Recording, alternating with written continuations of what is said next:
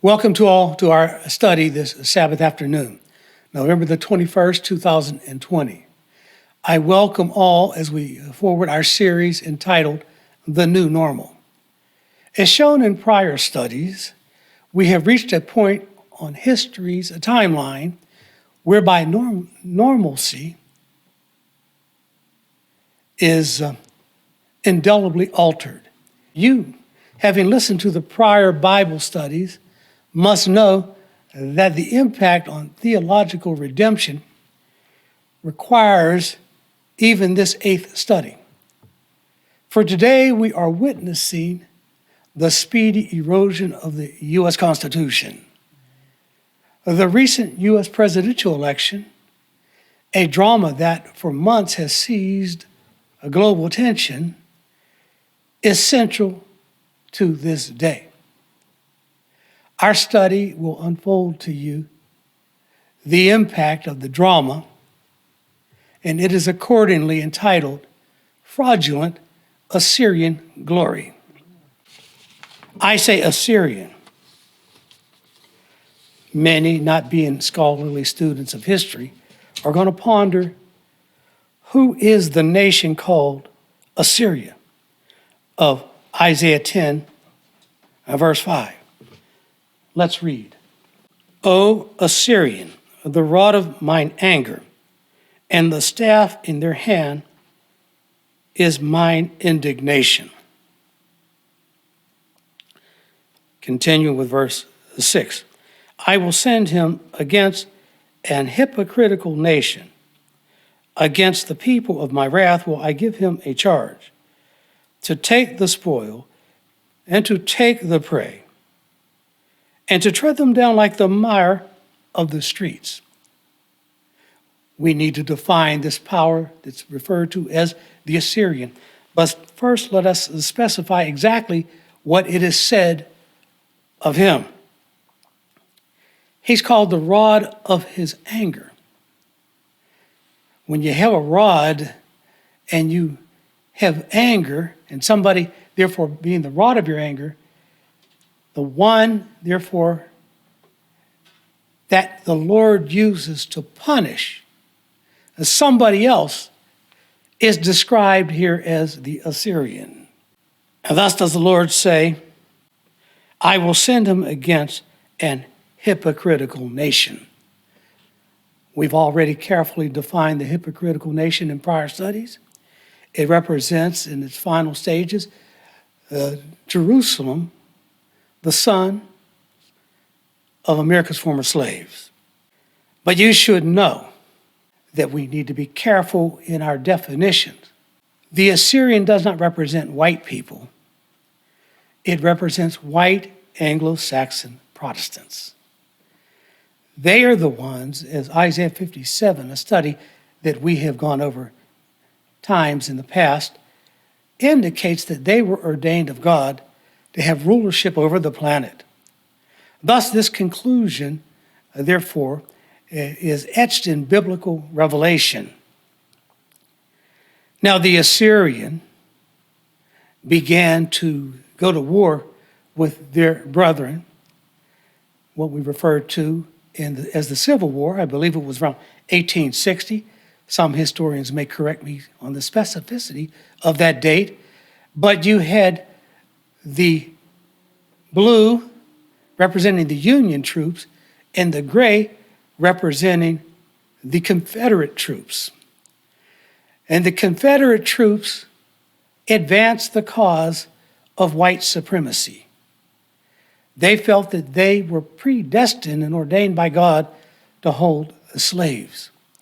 Now, it doesn't mean that the blue wasp, as I refer to them, the Union troops, were all that loving to the slaves and the former slaves, but they resented the deployment of this country to continue to forward such an ugly institution.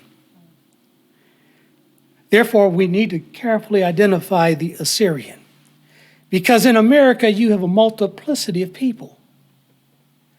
Don't think in an ungodly fashion, and I'll clarify that point a little bit more, that because your skin is a certain tone, that you could be bundled or categorized into one group. Each nation has their own proclivities. It's just that the white Anglo-Saxon Protestants have been given the rod, and they have been given the assignment to punish the people of the Lord's wrath. The battle wasn't between the Catholics. The Catholics were not fully integrated into American society. They were greeted with much disdain all the way up to 1925 and 1930. In fact, many politicians, even with Kennedy, President Kennedy, resented his election because he was Catholic, which goes to show you that the struggle was between a certain subset of what we would refer to as white people. And as we advance, that point needs to be clarified. You can't look at somebody and say, well, that's an Assyrian. Just like you can't look at an African American and say, that's a Kenyan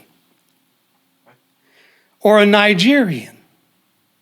Because you're imprecise in your definition doesn't mean that the Lord and his servant communicate with the same level of imprecision.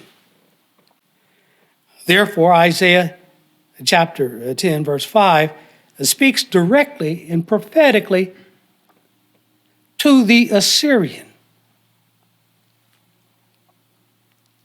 You may ask the question, why does the Lord speak in code? Why not say, oh, America, America? Or, oh, English descendants, English descendants.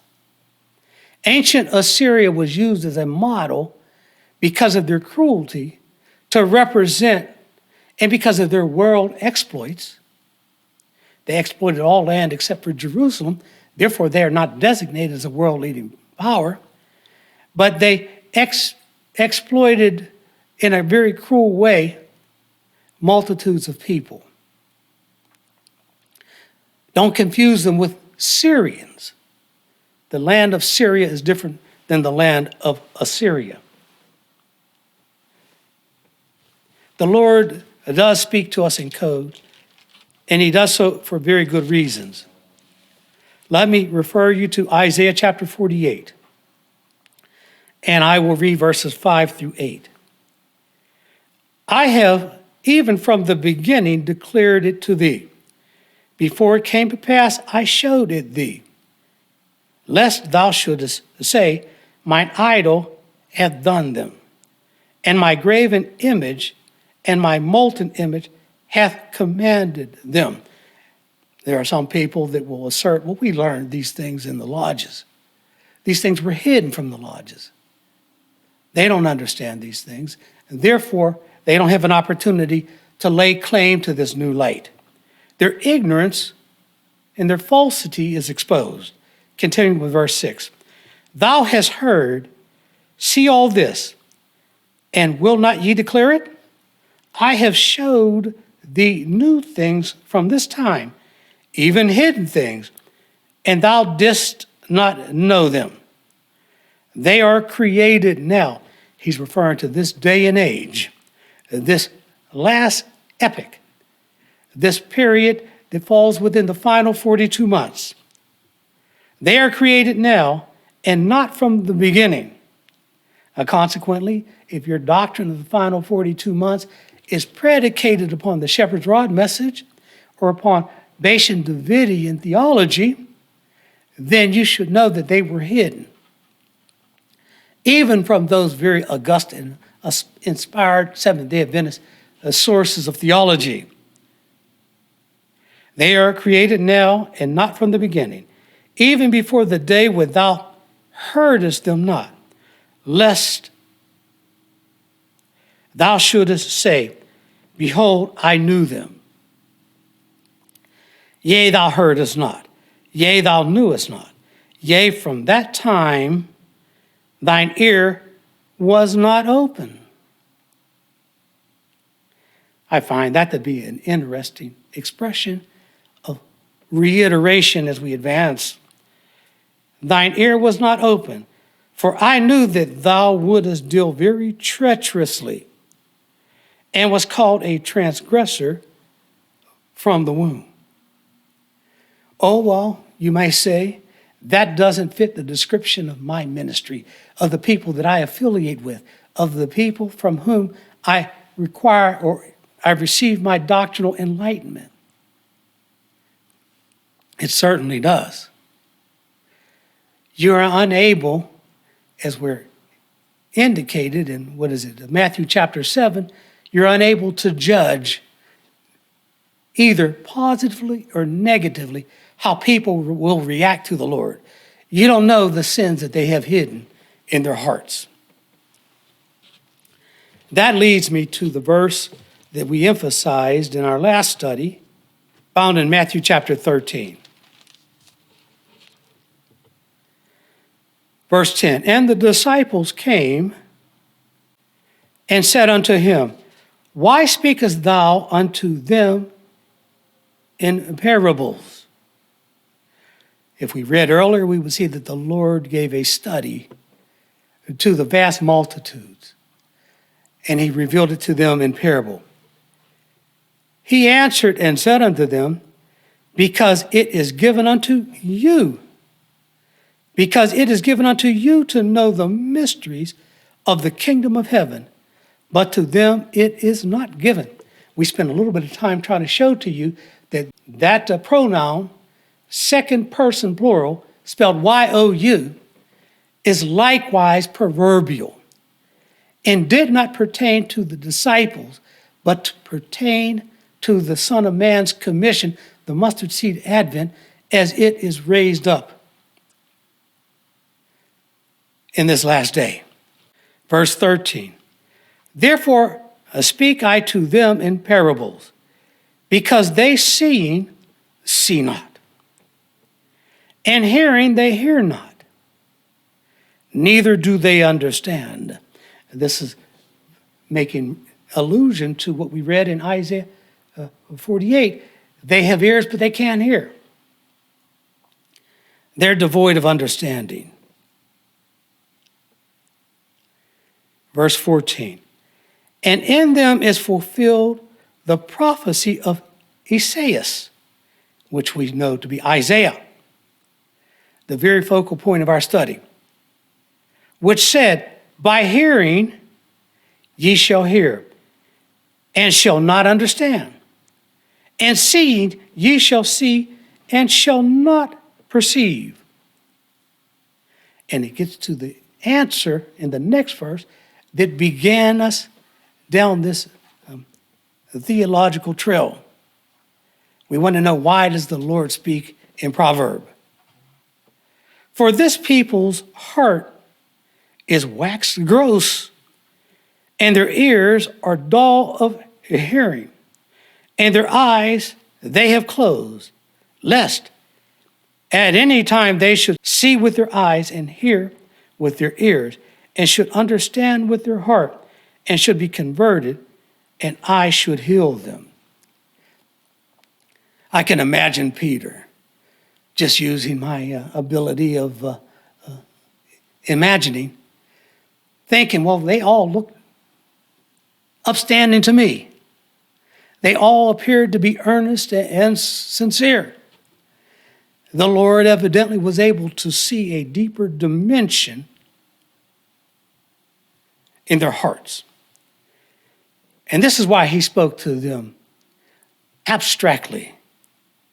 Verse 34 also tells us, all these things spake Jesus unto the multitude in parables, and without a parable spake he not unto them. It was because he wanted to preserve the gospel of the kingdom for this hour and for this day. The masses who were willing to sit at Jesus' feet to learn of Father's salvation seemed earnest, enthusiastic, and devoted. However, they were untested. Father is the better judge. As corrupt humans, they would take his bread and parlay honor to exalt themselves. The last U.S. presidential election wins us our proof. Donald Trump exalting Republicans, with the evil hidden in their hearts of white supremacy or white exaltation, proved this wisdom. How so? They advocated for the extension of the Trump's presidency.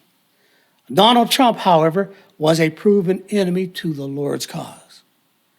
As shown, the sophistry of white supremacy denies Jesus' glory that he is deserved of as he exalted the nation of the United States or America. The aspect of their gross hearts gets even worse. They, the supposed evangelical purveyors of Christianity, ignored and mocked the threat of the coronavirus. This amidst the nearly 250,000 deaths that it caused. They bypassed the charge of child persecution. Remember what we used to sing, some of us in church school? Our Christian refrain, Jesus loves the little children. How many? All the children of the world. Red and yellow, black and white, all are precious in His sight. Well, that refrain was dashed by the Republican ambition to seize upon and advance their cause, the cause of white supremacy. They excused Donald Trump's Luciferian lying tongue of deception. They dismissed his constitutional violations so that, come hell or high water, literally, they sought to deceive the masses by use of their pretentious Christian expertise. I tell you, favor of God in the hands of the multitude yielded fraudulent Assyrian glory. Have you seen the YouTube publications leading up to the election? Vanette, my wife, carefully monitored them all.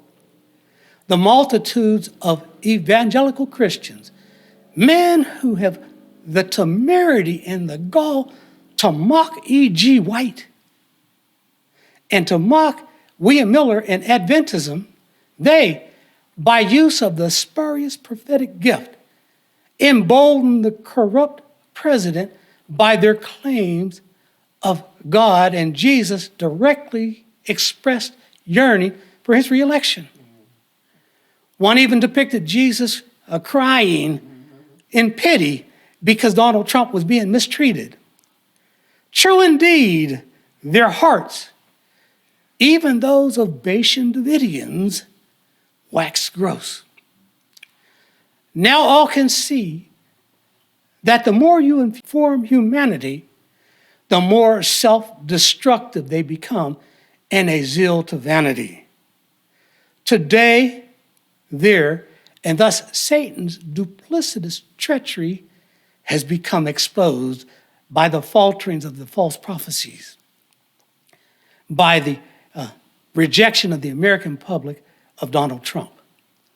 Thusly buttressing in this finding, we can move deeper into our study of Isaiah. You remember verse 5 of Isaiah chapter 10. He tells the Assyrian that they were the rod of his anger. They were sent forward to punish a hypocritical nation. I remember as parents with young children, we weren't as abusive as you may think, but there was times when children needed to be corrected. And sometimes, you might have to chase them down. The Assyrian was given the power to harness the people that needed punishment, just like a wild bull at a rodeo. It's not easy. Not everybody has that skill. God gave to him that empowerment. And therefore, all the more so, the Lord has become distraught over his abuse of the power when he says, verse 12, wherefore, maybe I should read verse 7, told that he was given the power to punish the hypocritical nation, howbeit he meaneth not so, neither doth his heart think so.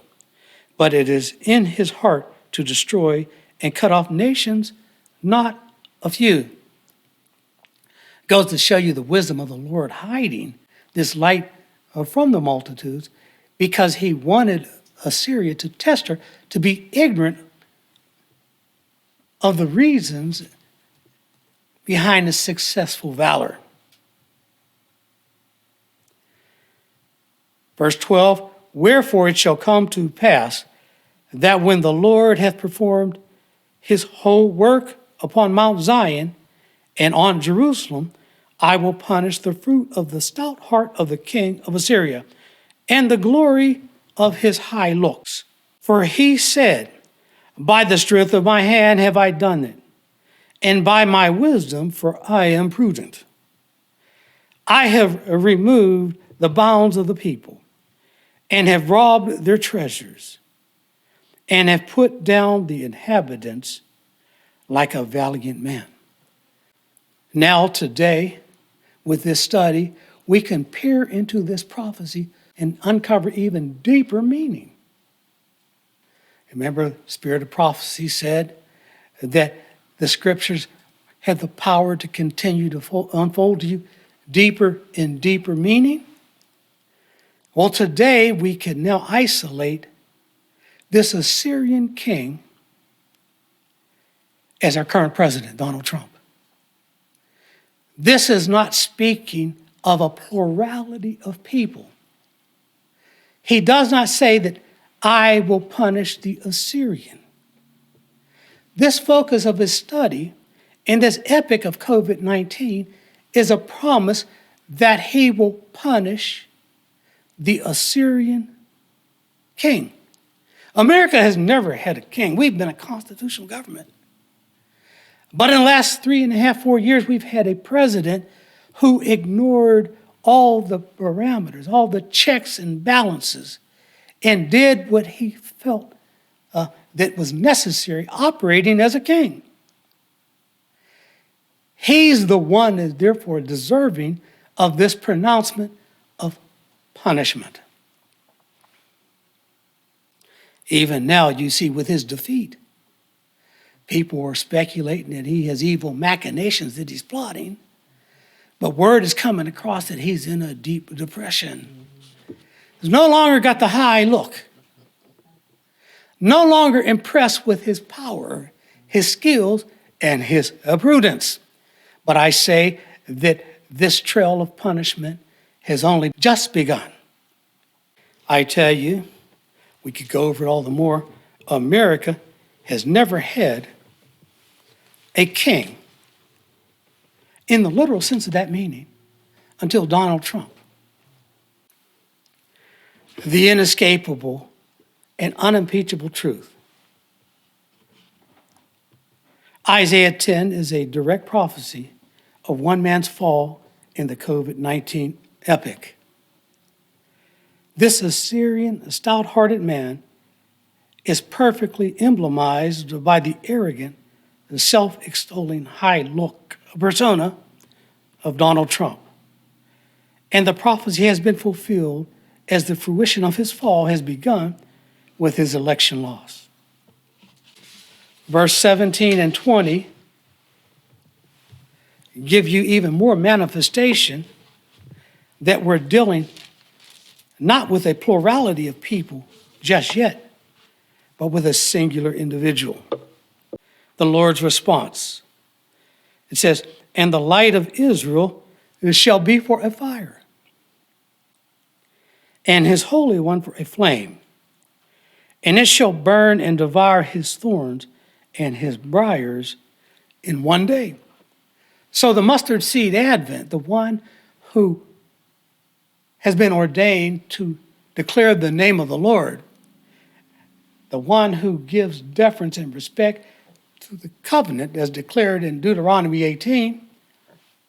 You know, Israel requested that the Lord no longer speak directly to them. His light, his publications, is going to be the fire, and his Holy One for a flame.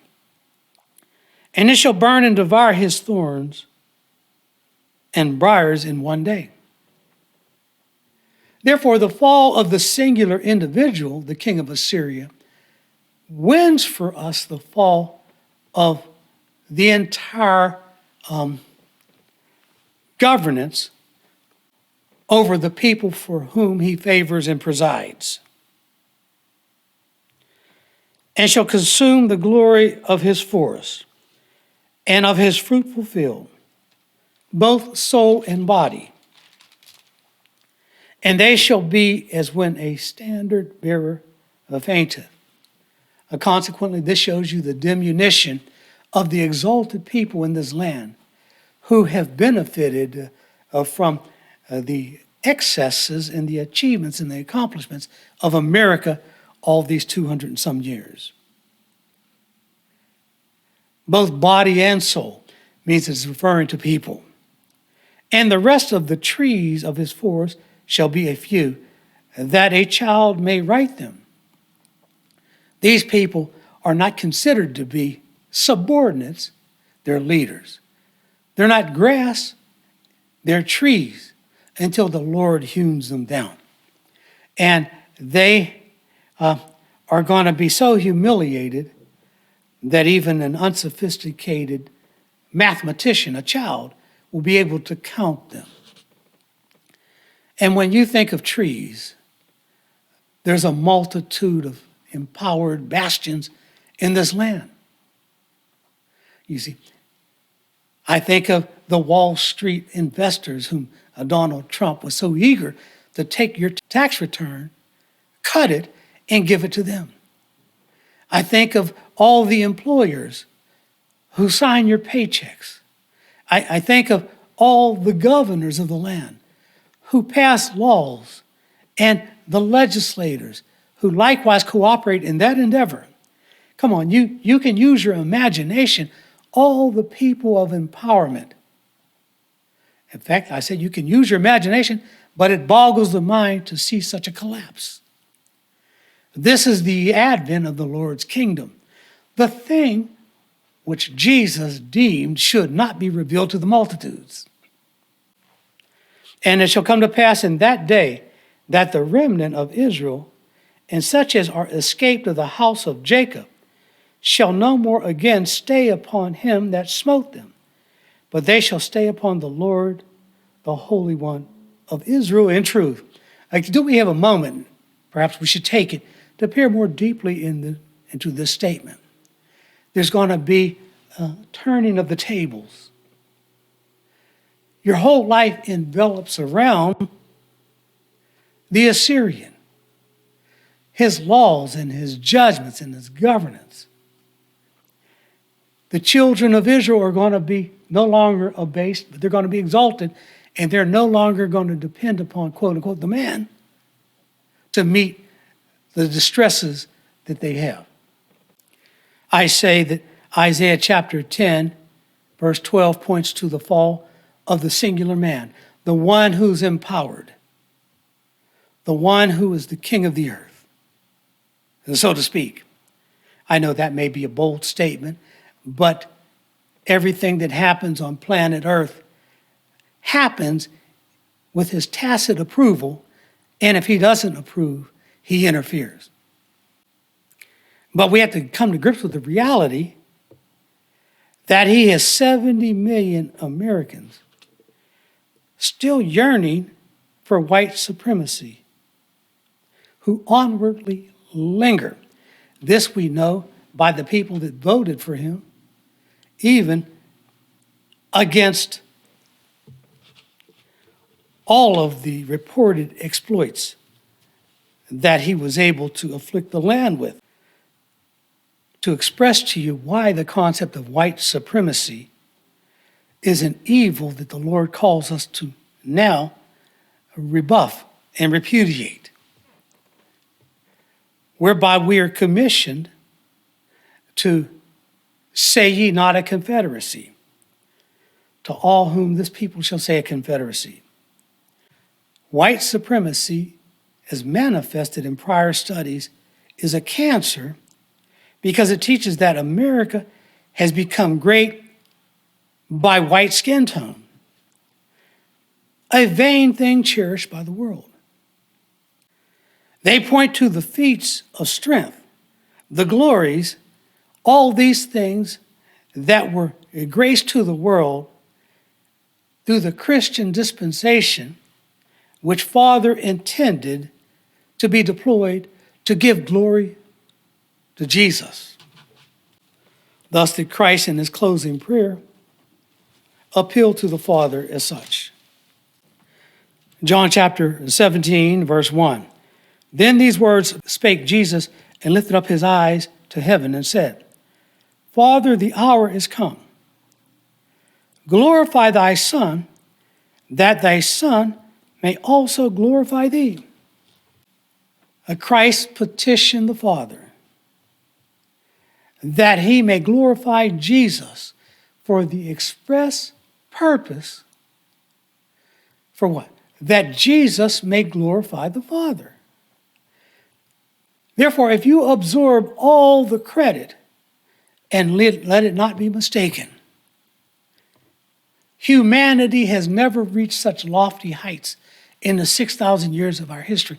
It wasn't until the gospel went to the Gentiles, then advanced under the crown of England, the cause of Protestantism, that won for America her great valor.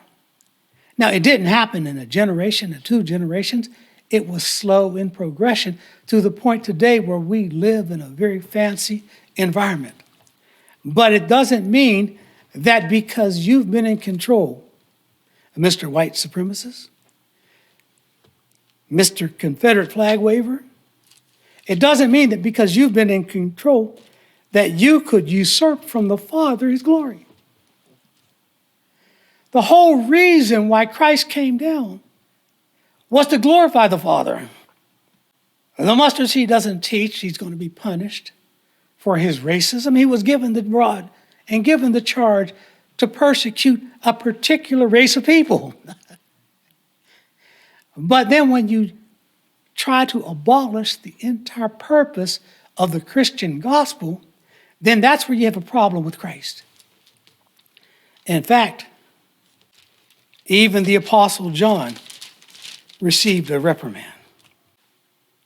And the Apostle John, the one who gave to us the book of Revelation, tells us in Revelation chapter 17, verse 6, And I saw the woman drunken with the blood of the saints and with the blood of the martyrs of Jesus. And when I saw her, I wondered with great admiration.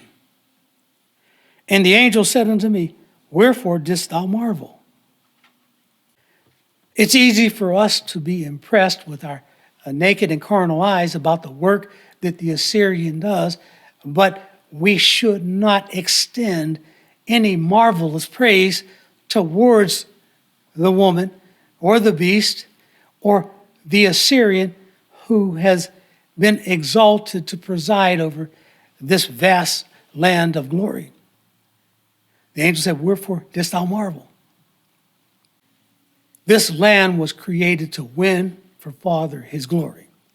And everybody associated with the mustard seed should be very proud of the fact that they have been ordained and appointed to advance this epic of glory and to manifest before the universe God's creative genius.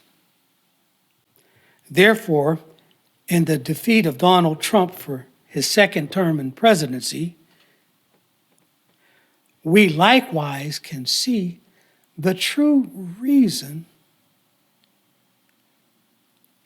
for his original placement in the presidency. He brings to the universe the final fall of Satan. He manifests to all who have heretofore have been befuddled how Satan could deceive 1/3 of the angels. How he could be so skillful in marshaling people to unite with him, even against their own best interest. I think of that song, I think it was Elton John used to sing, a very melodious song, but him being an occultist, we know that it was a song devoted to the devil when he said in his appeal, "Don't let the sun go down on me." He wants to marshal people to put yourself in front of him, that's Satan, so that he to contain his upward arrogant gaze and be protected from the judgment. And therefore, as we are in this day and time, we are witnessing the very reason why man was created. And we are being made also witness to the fall of Satan. That may sound like a dramatization, but let us go back and now refresh our minds in Revelation 12. And maybe we can pick up on this theme as I read verse 7. It says, "And there was war in heaven. Michael and his angels fought against the dragon, and the dragon fought and his angels." Michael represents Christ. We could take maybe 5 minutes to prove that, 5 minutes that we don't have. But there was this war in heaven. Now in John 10, Christ says that no man can take us out of his hands. Nobody has the power. That would mean that Satan likewise would be deficient in his ability to defeat Christ. Thus, Revelation being a book of symbolism, it shows you that the warfare was a hotly contested debate. Exactly what you've seen over the last 3.5, 4 years, culminating in the election. Some of the American electorate fell for his sophistry. And maybe we can look into the reason why. But we know that the warfare began in heaven. That means it began 6,000 years ago, just before our creation, at least. How long it lasts, we don't know. But the Revelation says there was war. Skipping to verse 10. "And I heard a loud voice saying in heaven,"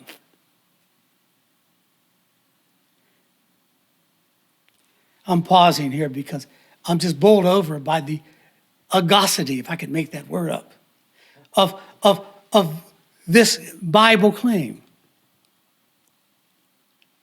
"And I heard a loud voice saying in heaven, now has come salvation and strength, and the kingdom of our God." What kingdom? The kingdom that Christ refused to tell you about. "And the kingdom of our God, and the power of his Christ.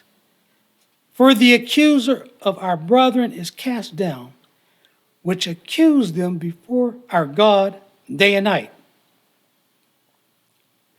Then the statement that really floors me is found in verse 12. "Therefore rejoice, ye heavens, and ye that dwell in them. Woe to the inhabitants of the earth and of the sea, for the devil is come down unto you, having great wrath, because he knoweth that he hath but a short time." This short time speaks to the little while.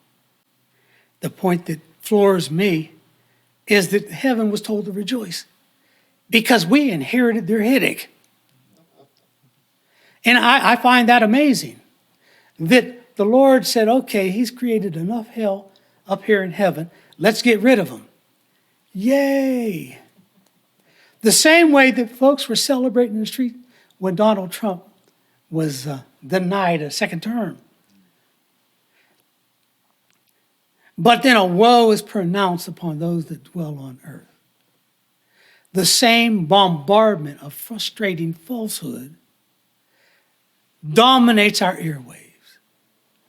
And as a result, it's causing the extension of warfare. Not military warfare, whereby you're using mortars and bombs and swords and knives, but this is the warfare of justice, of peace, and of salvation, and of righteousness. And it focuses around the concept of white supremacy. God didn't create these marvels. The white man did because of his prudence and his skill. The white Anglo-Saxon Protestants, the very people who initiated the Confederacy that Abraham Lincoln had to resist. Verse 15, and the serpent cast out of his mouth water as a flood after the woman, that he might cause her to be carried away of the flood. In our publications, we've identified this flood as a flood of false doctrine. But now we can understand and ascertain that it was not limited just to points of theology. But in fact, that's really not true, because it encompassed theology as well. Because the evangelicals were promoting the concept that God ordained Donald Trump. All type of voices of hell have fallen in this election. One voice said that all the angels in Africa are coming over to help Donald Trump. Did you hear that one? Africans don't need any help, they thought.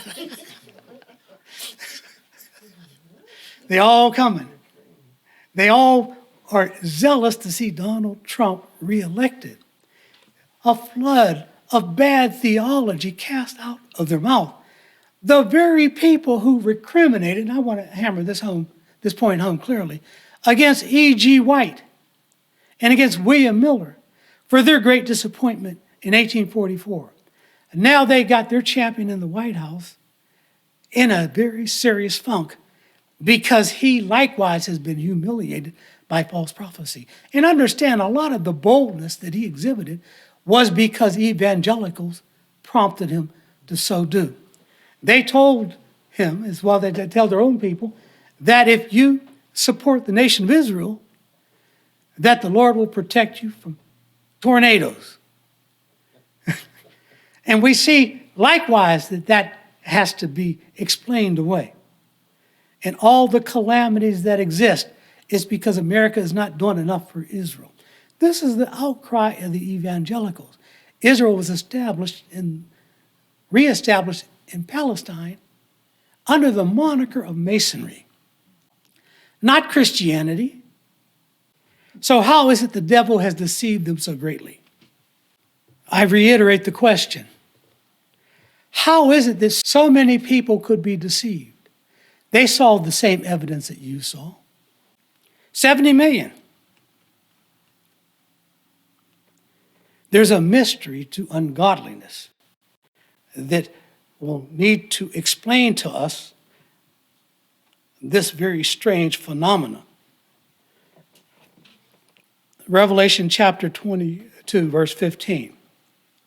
The Lord makes his final appeal to the world to receive his truth and his light. But not everybody's going to be saved. Some of the hell's angels, human or otherwise, all of his hell angels that he's inherited from heaven, but some of those that have followed him on earth are going to be damned. Why? It says, for without are dogs, verse 15, and sorcerers, and whoremongers, and murderers, and idolaters, and whosoever loveth and maketh a lie.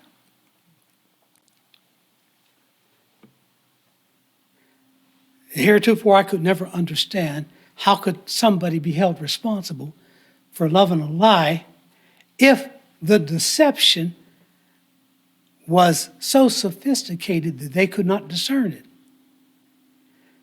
But now we see that people who just want to advance a hidden agenda will accept any answer that's unchecked by careful investigation and embrace that to their hearts, because they see the greater goal. They have the greater commission. They want to forward the kingdom under the auspices of Satan. because they have been invested in his kingdom. Therefore, they feel as if they fall under his domain. Tell us anything, Satan, and we'll believe it. That means they love and believe a lie. And I tell you that this is all summed up quite neatly in the last presidential campaign. But speaking of white supremacy, speaking of the reason why I say ye not a confederacy, I first refer you to Jude verses 14 and 15.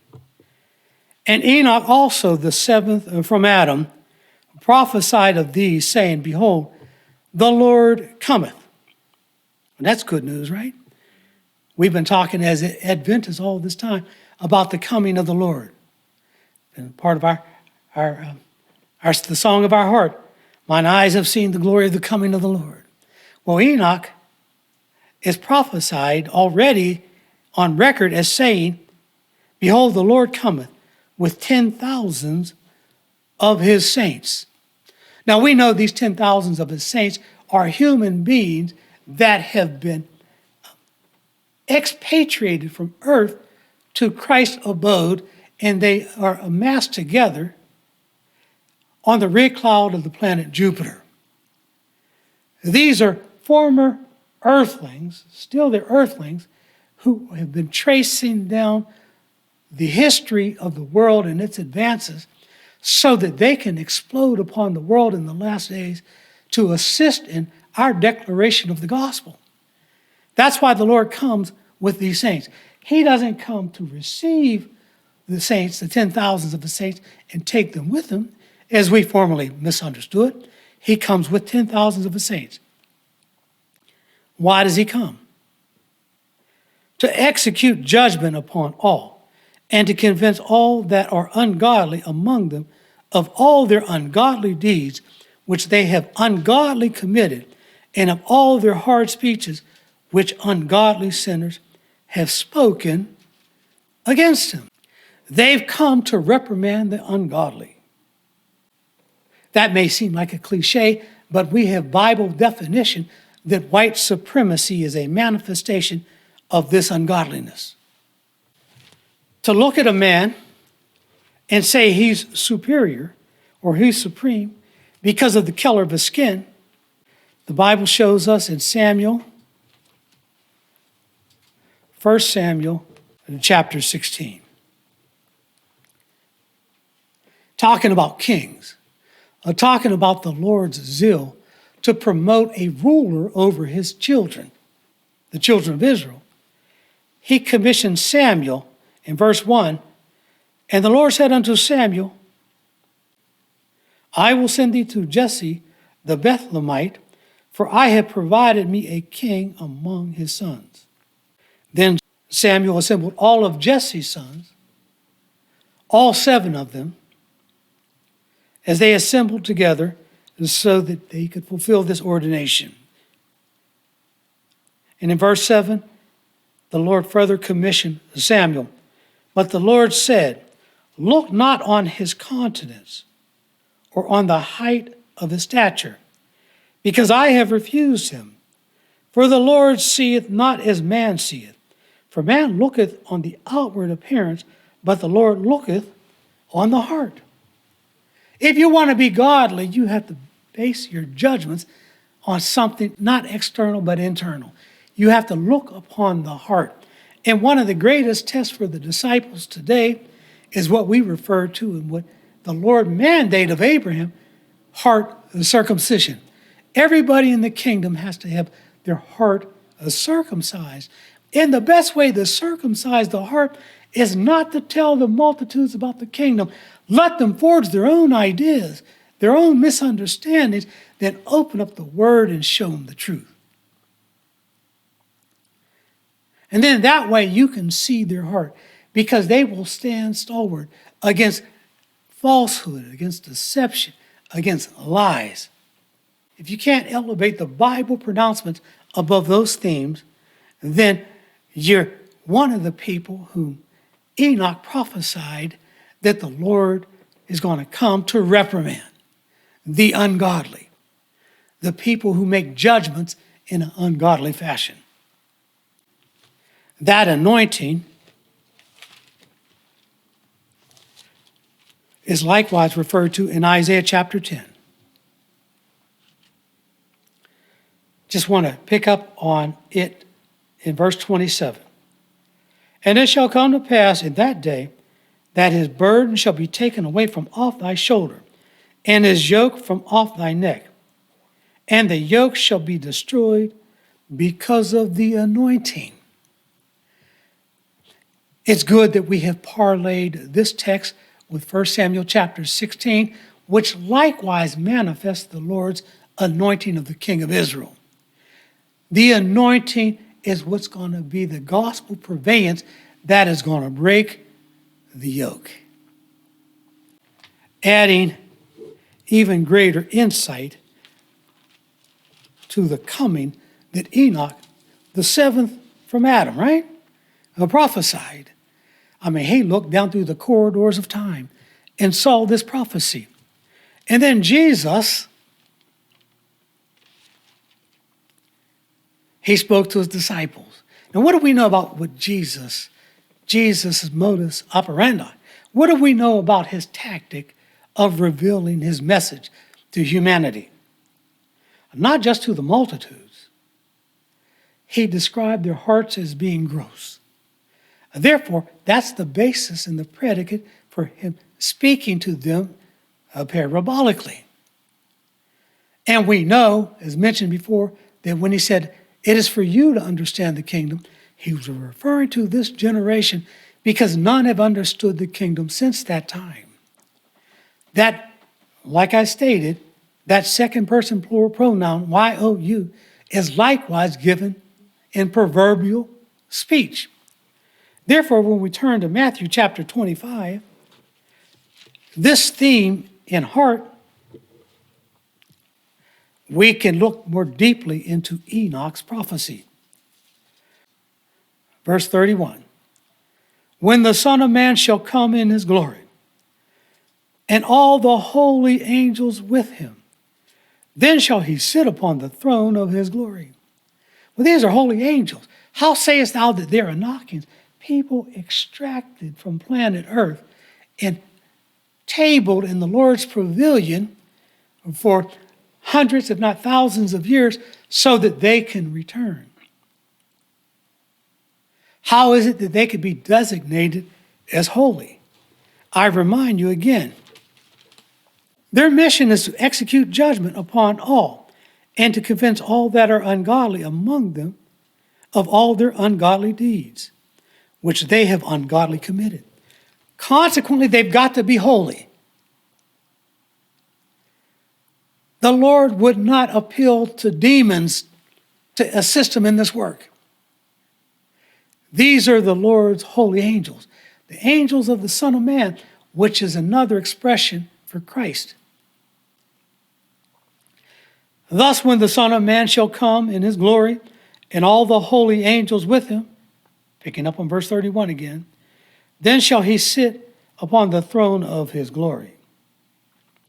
And before him shall be gathered all nations, and he shall separate them one from another, as a shepherd divideth his sheep from the goats. This is a Christian land then. Both sheep and goats were honorable for the Levitical sacrifices. But beyond that, we know that it's Christian because, and we can understand that it's America because it says, before him shall be gathered all nations. So all the nations, representatives of all points on the globe, are represented in America. And he shall set the sheep on his right hand, but the goats on the left. Then shall the king say unto them on his right, come ye blessed of my Father, and inherit the kingdom prepared for you from the foundation of the world. Aha, this king is orchestrating blessings. This is not the Son of Man. This is his divinely appointed king. This is the one whom the Lord mandated that we look for in John chapter 6. Because he gives everlasting life. Verse 27 of John 6, it says, labor not for the meat which perisheth, but for that meat which endureth unto everlasting life, which the Son of Man shall give unto you. For him hath God the Father sealed. We know that he's a separate and distinct Son of man, because it was Christ that gave them the meat that he reprehended the multitudes for seeking after, expressing to them that they should labor for the meat of another man, meat that worketh to everlasting life. For him hath God the Father sealed. This is the kingdom that Christ refused to describe to the multitudes. This is the day of salvation. Your invitation represents the blessing of Abraham, Isaac, and Jacob, those saints that were commissioned to have their seed bless the nation. Therefore, they win salvation. Come, ye blessed of my Father, inherit the kingdom. Then 35, then shall the king say unto them, that's verse 34, on his right hand, come ye blessed of my Father, inherit the kingdom. It was prepared from the foundation of the world. For I was an hungered, and you gave me meat. I was thirsty, and you gave me drink. I was a stranger, and you took me in. Naked, and ye clothed me. I was sick, and ye visited me. I was in prison, and you came unto me. Then shall the righteous answer him, saying, whence saw we thee an hungered, and fed thee? Or thirsty, and gave thee drink? Verse 40, and the king shall answer and say unto them, verily I say unto you, inasmuch as ye have done it unto one of the least of these my brethren, ye have done it unto me. So this king, this ordained and anointed son of David that was promised to us to blossom in 1,000 generations, is now on the scene. And he identifies himself with the least of these his brethren. But I thought, O king, that we were all brothers. Yeah, we're all brothers, but these are the least of these, my brother. Well, how do you ascertain that they represent the sons of America's former slaves? Because in this nation we're all were gathered. They were constitutionally defined as 3/5 of a man. That article was never constitutionally revoked. Rights and privileges were extended, but that was never revoked. The Lord wanted us to understand this aspect of the kingdom. How say you? The king is not Christ, because it represents the original will of the Father. And since he's the one that embraces the testimony which glorifies the Father, then we have double-fold meaning to understand and discern his ordination or his anointing. Genesis chapter 1, verse 26. And God said, let us make man in our image and after our likeness, and let him have dominion. So God created man in his own image. In the image of God created he him. Male and female created he them, and God blessed them. And God said unto them, be fruitful and multiply and replenish the earth. Therefore, this Matthew 25 rendition of Genesis 1 manifests that it's the replenishment of the earth. It's the day when God is going to gather again unto himself the people of the world, those who will receive his salvation, those who will not love and believe a lie, and allow them or give them place in his kingdom under the dominion of his servant. It was to pass through Jacob, Genesis chapter 27. This was Isaac, Jacob's father's pronouncement. Verse 29. Let people serve thee and nations bow down to thee. Be Lord over thy brethren, and let thy mother's sons bow down to thee. Cursed be every one that curseth thee, and blessed be he that blesseth thee. Well, I can't allow you or accept the doctrine that you're my king. I have to curse you because your skin is not as white as mine. Who dare be so bold as to make such a pronouncement? But you say, I do not believe that God's ordained would ever declare himself. Why, such a stance violates our customary themes of modesty. In so presuming, you are errant. For if God keeps his word and reveals such a theme under the auspices of raising his sealed son, should not that very son, as a true Christian, afford salvation and declare that heretofore hidden aspect of the gospel? Did not Jesus, our example, exhibit the same boldness when he said, I am the way, the truth, and the life. No man cometh unto God except by me. Such a judgment by you upon this work reflects the grossness of your heart. Your testimony of Jesus' defying mission is the same as Donald Trump's. It is fraudulent Assyrian glory. It is to ignore God's and exalt man's phony laws of white supremacy. The MSA defies the Confederacy. The MSA does its commission in Isaiah 8 and condemns the promptings of Confederation. We can see now the fruition of the coming of the Lord as expressed in Jude 14 and 15. All nations are gathered. Thus their judgment comes by their election choice.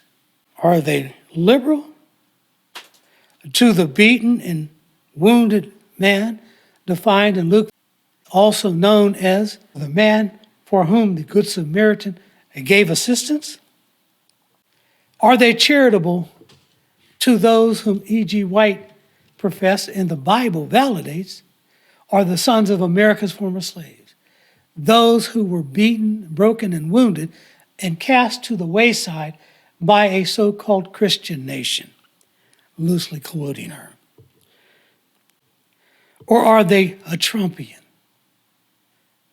Do they seek to diminish the efficacy of African American participation in their society? Matthew 25 sets the standard of America's salvation. It uplifts some and beats down others. If we were to continue, we would see those whom the king rejects because they refuse to extend assistance. Isaiah chapter 30 helps us tie the beginning theme into our closing theme. See, we began by suggesting that when the Lord punishes the stout heart of the king of Assyria, that he was not speaking in generic terms.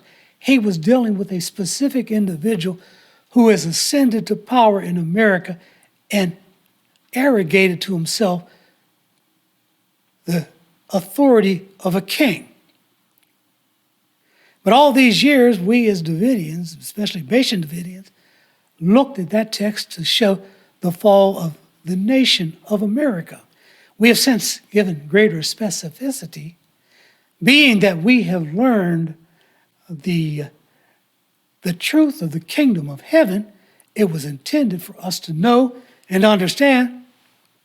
And we saw in Isaiah chapter 10 that all of the other people that subscribe to Trumpian ethics are going to likewise see their wealth and their grandeur diminished. Trees become grass now. But to help us with this theme, let me just read to you Isaiah chapter 30, verse 26. Moreover, the light of the moon shall be as the light of the sun, and the light of the sun shall be sevenfold, as the light of 7 days, in the day that the Lord bindeth up the breach of his people, and healeth the stroke of their wound. So this is going to occur in these final 42 months. We've defined that period more carefully in prior studies, but this is the day that we can look forward to of greater light and truth. And what greater light and truth could be revealed than the intricacies of the establishment of the kingdom of heaven, that which has been hidden for 6,000 years. It says, the light of the moon shall be as the light of the sun. See, the moon reflects the sun. It is a symbol of the spirit of prophecy. This is making reference to the son of David after, again, 1,000 generations after his anointing, whereby he's empowered as the one deemed to bless the nations. He blesses them with theology.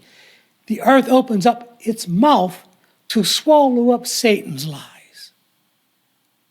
And it swallows up Satan's lies because he answers the deception of Satan and all of his minions. This suggests to us that the sun has to be 7 times brighter than the moon.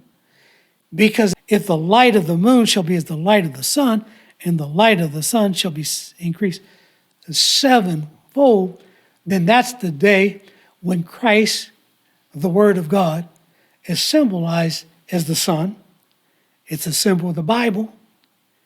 That's a day when he orchestrates greater brilliance upon the globe, giving armament theologically for the Enochians to assist in evangelizing the world.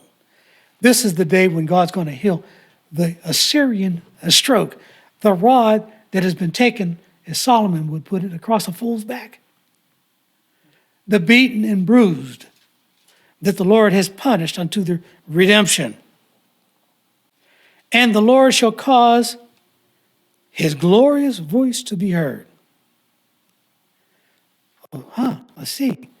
It's the declaration of the voice, and shall show the lightning down of his arm, with the indignation of his anger, and with the flames of a devouring fire, with scattering and tempest and hailstone. We're seeing manifestations of all these destructive elements in America today. And it comes just as the Lord anticipates elevating his voice. Again, we were told anciently by covenant that the church rejected his voice. Give us a man, a prophet like unto Moses. Not Moses. The phrase like unto Moses is a simile or a metaphor. And let him speak directly to us. But as he speaks directly to you, the light is still going to be brilliant. It's still going to shine brightly. The Lord is going to cause his glorious voice to be heard. For through the voice of the Lord shall the Assyrian be beaten down, which smote with a rod. Consequently, this is the outcome, the final outcome of the white Anglo-Saxon Protestants that were given a charge to beat down the sons of America's slaves, to beat down Jerusalem, so that they in turn could in this day embrace the Lord and his voice. It doesn't in this text speak to an individual, but to a collection of people. And this is the reason why I feel as if Isaiah chapter 30 is beneficial to our study. Understand this plan of salvation. In Matthew chapter 25, reverting back to it, the Lord blesses those who ministered unto the least, right? Such is salvation by works. They are credited membership into the kingdom by their works. Those who are denied admission by virtue of their lack of works. You may retort, did not Paul condemn righteousness by works? He did to a people of gross hearts. Thus did he disqualify the entirety of his doctrine in the perfect day, the day of the new normal. You remember in 1 Corinthians chapter 13, I will quote it verbatim, whether there be tongues. The people speak in tongues to Donald Trump saying he's going to be the next president. That's what happened. Whether there be tongues, they shall cease. Whether there be prophecies, they shall fail. Whether there be knowledge, it shall be done away. For we know in part and we prophesy in part. But when that which is perfect is come, that which is in part shall be done away. When I was a child, I spake as a child. I understood as a child. I thought as a child. But when I became a man, I put away childish things. For now we see through a glass darkly, then face to face. Now I know in part, then I shall know also as I am known. Yes, he prophesied condemningly about works because he sought to promote the higher gift, the gift of faith. But his condemnation by works is countermanded by the testimony of Jesus because he offers salvation to those who worked. Christ prayed only for his disciples, speaking more of Paul, and those who believed on him through their words, the men of faith. Paul was never included in the circle of disciples. His feet, having never been washed by Jesus, he was never anointed in communion. No one until the mustard seed has ever integrated into theology the theme of political rank. It's an important thesis because those who receive salvation by works rank under those who receive salvation by faith. Faith ranks the highest. Its reward is dominion, the keys to the kingdom of heaven. This is the theme hidden from the multitudes, even Paul, until now. But there is an added dimension. Father, in immense love, does not need to condemn everyone who does not have the faith. They can do the works, but the faithful reign supreme. They win the blessing of Abraham to bless the nations. He makes them the men, the principal men, if you would, of his kingdom government. Any other doctrine of supremacy is fraudulent Assyrian glory. Such are condemned for the refusal to re-empower Luke's wounded victims of the thieves. On this they are judged by Jesus' word, for he said as much, my words shall judge you in the last day. Jerusalem, her place is salvation by grace. She is one of the least because she has borne the yoke to pay double for her sins. Let us therefore no more embrace unto ourselves fraudulent Assyrian glory. Let us instead embrace the full fruition, that which the Enochians themselves are going to promulgate in the earth, the full fruition of the kingdom of heaven. And with that appeal, I bring this study to a close.